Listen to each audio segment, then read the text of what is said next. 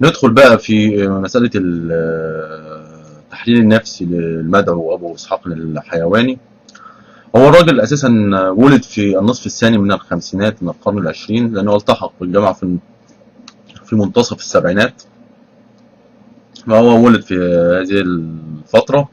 ولد في محافظة كفر الشيخ في قرية تدعى حوين. والحقيقة هنا دي النقطة دي مهمة جدا، مسألة النشأة الريفية.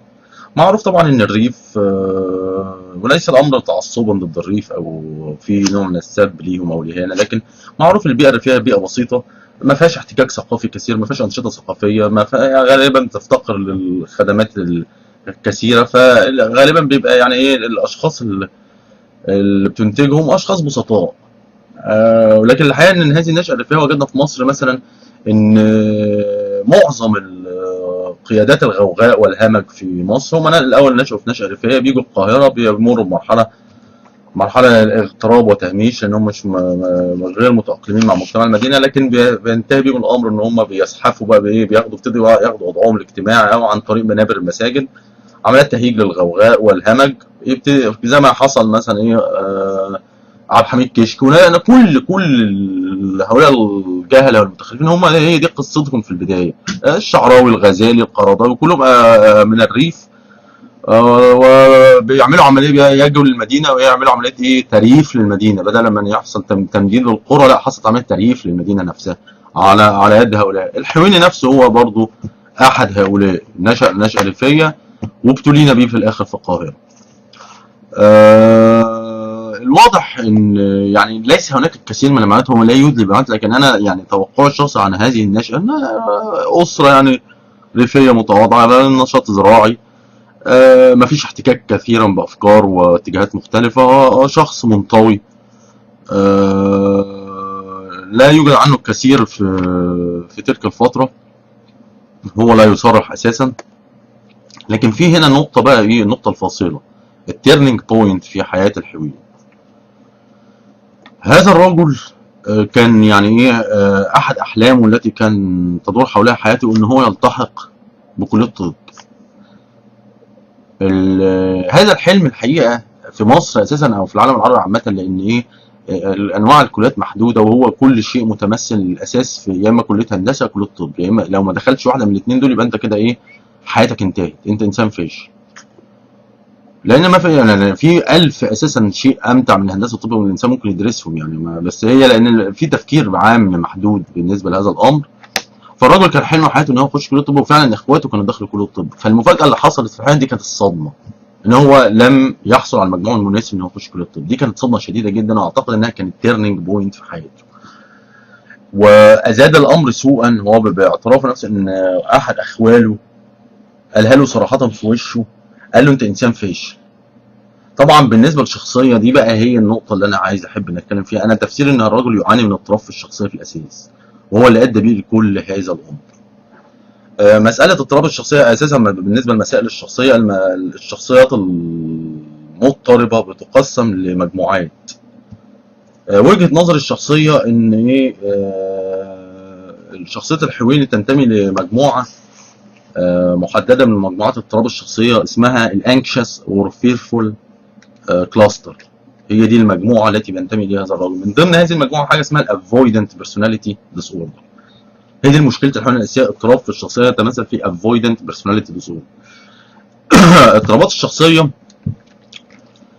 كل نوع من انواع الشخصيات المضطربه دي ليها مواصفات محدده، حتى يتم وصف شخص بيها هي يجب ان ايه، يكون بها مميزات محدده. مميزات محدده مثلا في الافويدنت بيرسوناليتي ديس اوردر في حاجه اسمها الدي اس ام فوق. الدي اس ام دي بتضع المواصفات دي، من ضمنها بتقول ان ايه، لازم حتى تشخص شخص بهذا المرض او هذه الاضطرابات الشخصيه لازم يحتوي على في 7 مواصفات، لازم يكون في على الاقل منهم 4.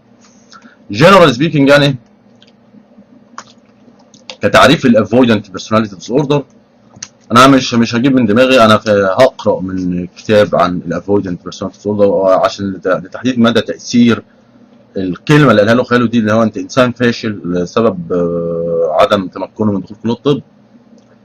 ايه اللي عملته بعد كده في الحويني. الشخصيه اللي هي الافويدنت بيرسوناليتي ديسوردر دي تعريفها عباره عن pervasive pattern of social inhibition, feelings of inadequacy and hypersensitivity. دي مهمه جدا بقى. hypersensitivity to negative evaluation. يعني زياده حساسيه لموضوع ان حد ينتقدك بشده. negative evaluation beginning by early adulthood and present in a variety of contexts as indicated by 4 or more of the following. جايبين الخصائص اللي هي تميزها.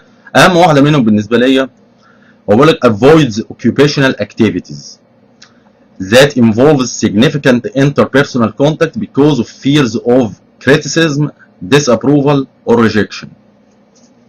ده هيودي لنا لموقف تاني. لماذا استقال الحويني من الاذاعه والتلفزيون؟ اللي هي avoids occupational activities that involves significant interpersonal contact. اللي بيعاني من هذه البيرسوناليتي ديس اوردر بقى لما يحصل له نيجاتيف ايفالويشنز بالمنظر اللي قالوا له خاله ده، بيقول له انت انسان فاشل. طبعا كانت صدمه في منتهى العنف على شخص عنده هذه البيرسوناليتي ديس اوردر. فكانت نقطه كارثيه في حياته، ازادت من انطوائه وشكوكه وخوفه. زاد الامر بقى سوءا انتقاله للقاهره، ودي كان نقطه بيعاني منها كثير من القادمين من القرى والارياف الى المدينه. طبعا حاله اغتراب كامله. اللي حصل ان هو كمان ما التحقش في كليه الطب، التحق بكليه ألسن. والحقيقه دي نقطه برضو اخرى خطيره. هو شخص بسيط جاي من الريف، ما لا يعني خبرته في الحياه محدوده جدا، التحق بكليه ألسن. كليه ألسن اساسا معظم طلبتها من خريج مدارس اللغات، يعني ذوي مستوى مادي واجتماعي مرتفع. طبعا ده شخص جاي من الريف، لقى نفسه في مجتمع هو مش عارف عنه اي شيء ومش متاقلم معاه، وممكن يصل الامر الى درجه انك تكون منبوذ فيه. خاصه كليه ألسن اساسا ممكن تصل نسبه الاناث فيها اعلى من نسبه في الرجال. فالمجتمع بالنسبه له يعني غير عاجز تماما عن التأقلم معاه. وسكن باعترافه هو شخصيا في امام المقابر. يعني تخيل شاب مثلا او مراهق في عمر 17 او 18 سنه ساكن قدام المقابر كل يوم جنازه كل يوم. فالمظهر غير مبشر يعني الحقيقه. وبعدين تلقفوا بقى الفتره دي هنا نفسها فتره منتصف السبعينات اللي بدات فيها الدوله مش مجرد انها ساكته، بتحفز على هذا. بدا بقى الشعراوي يطلع، وبدا مصطفى محمود، وبدا الاخطر من ده كله الاراجوز المدعو عبد الحميد كشك هو نفسه بدايه سلوك طريق جهنم بالنسبه للحيواني كان عبد الحميد كشك. وعبد الحميد كشك ده مصيبه. يعني انت لما تقعد تقرا السيره الذاتيه او تشوف الناس، معظم الجامعات الاجراميه او كثير من الناس تجد ان نقطه البدايه كانت عبد الحميد كشك. هذا الاراجوز الجاهل الغوغائي التعباوي هو فعلا في الحقيقه سبب في كثير من المصائب التي تحدث في مصر. يعني من ضمنهم هذا المجرم القاتل اللي اسمه عبود الزمر. لما تقرا في كذا حوار معاه قال ان بدايه ان هو ينخرط في هذه الطيارات هو كان شرط كشك الواحد قالوا ما سمعه كان فاكر ان هو مونولوجيست او كوميدي. وكشك ونفس القصه كثير من هؤلاء. كشك نفس القصه من الريف من البحيره قادم الى القاهره، عمليه اريافه المدن. وصلنا الحاله اللي هو كان فيها بيعتمد على ايه نوع من انواع سب الاخرين اللي بيتكلموا. اولا برضو دي نقطه بيتكلموا عن الاخلاق والادب. هذا الرجل الحقير هو خطبه الجمعه دي كلها عباره عن مش عارف ايه، مره يشتم ام كلثوم، مره عبد الحليم، شتائم مباشره، مره شريفه فاضل يقول لك لا هي شريفه ولا ابوها فاضل من فوق منبر في الجامع. ورغم ان شريفه فاضل اساسا انظف من اللي خلفوا ميتين اهله ابن العاهره هذا، لان شريفه فاضل اساسا على الاقل ليها ابن مات في حرب، وشريفه فاضل بتقوم بعمل ايجابي انها ليها كازينو بتدفع ضرائب. فشريفه فاضل انظف من ميتين اهله بالفعل. يعني يقول لها يقف على منبر في جامعه يقول لك ايه لا هي شريفه ولا ابوها فاضل.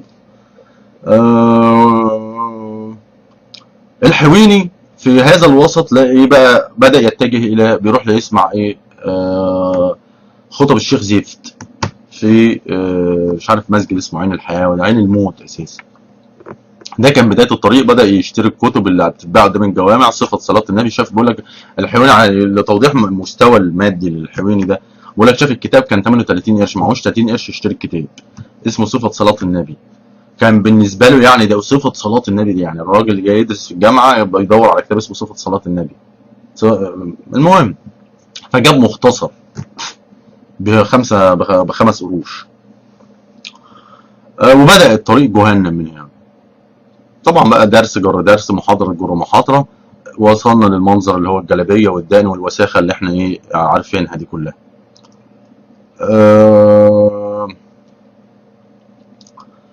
الرجل كمان من الموضوع كلية الطب والفشل في الالتحاق بها. انا شفت حالة شخصيا تيبيكال، ان واحد اعرفه ما فشل، ان هو ما جابش مجموع، ولسوء حظه انه حاول يعيد السنه، يقول لك كان في حاجه اسمها تحسين مجموع، وما فشل المره الثانيه على طول. المره الثانيه اللي هو بقى شهر الثاني الثالث لقيته بالجلابيه والدقن وبيتكلم في كلام غريب وبتاع. هي الحاله دي، فانا يعني ايه، ده برضو احد الاسباب انا بتكلم عن الحويني، انا شفت الحاله دي واندمج تماما في بقى تلك التيارات، واصبح بقى ايه، ده ابن القيم وده ابن الجوزي وده اعلام الموقعين عن رب العالمين، وكل الاونطه اللي هم عايشين في تقصير ابن كثير وابن خليل والاونطه اللي هم عايشين فيها دي كلها دخل في هذا التيار يعني بسبب هذه الحادثه. هي الحادثه دي كانت القاصمه بالنسبه لي.